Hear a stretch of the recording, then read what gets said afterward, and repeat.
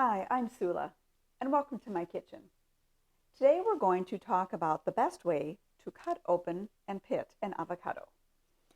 There are lots of ways to do this, but I tend to like the kind that's the safest, and I'm going to show you exactly how that works. First of all, you of course need to pick your avocado. I have several today in various stages of ripeness.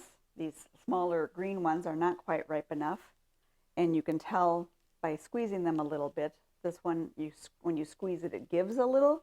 So that's a nice ripe avocado that we will cut open.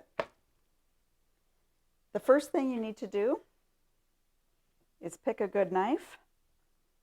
I like to start at the top end where you see the stem and start cutting all the way around the avocado.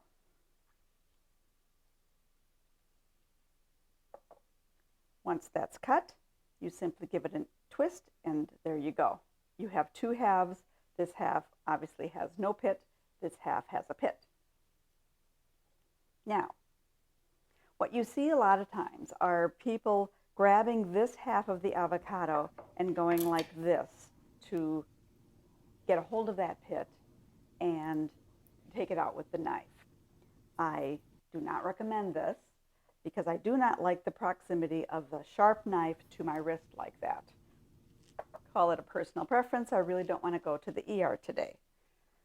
Instead, I put the avocado half right down on the cutting board, take my knife, and give it a nice firm whack. You can see that's firmly inside that pit. And then from here, you can just give it a twist and it'll come right out, just like that. Now, a couple of mistakes that people tend to make.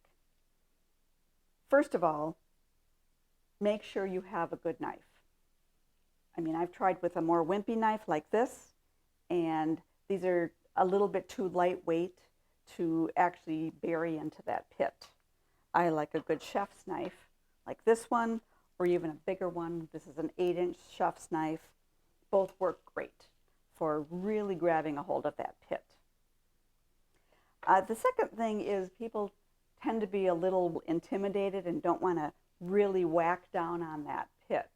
You want to really give it a snap. Snap on into it. That will bury that knife into the pit, and then it'll easily twist out when you need it to come out. Now, the last part, of course, is getting rid of the pit. And I'm going to show you this in a bowl just so that you can actually see it. What I do is I do this over my wastebasket. I just like to whap it against the edge of the wastebasket. And make sure you're not hitting the blade of the knife itself. A, you don't want to dull your knife, and B, you don't want it to get stuck in your wastebasket, which will happen if it's plastic. So I am going to demonstrate this in a glass bowl and hopefully not have to hit so hard that I break my bowl. But just so that you can see how I do it, I make sure I'm hitting the handle and just go just like that, and right into the bowl / wastebasket it goes. Let's try to do one with a wimpy knife just to see what happens. I'm going to use a little paring knife here. Cut down into it. This is another nicely ripe avocado. I can see I twist the two sides apart. They look good. I'm going to use this knife and just gently try to see if I can, and it won't. You can see I can hit it against this. If I'm doing it gently and with a small knife, it's not going to embed into that pit. And that will make it very difficult to get that pit out. So stick with a bigger knife, whap it in there, and away it comes out.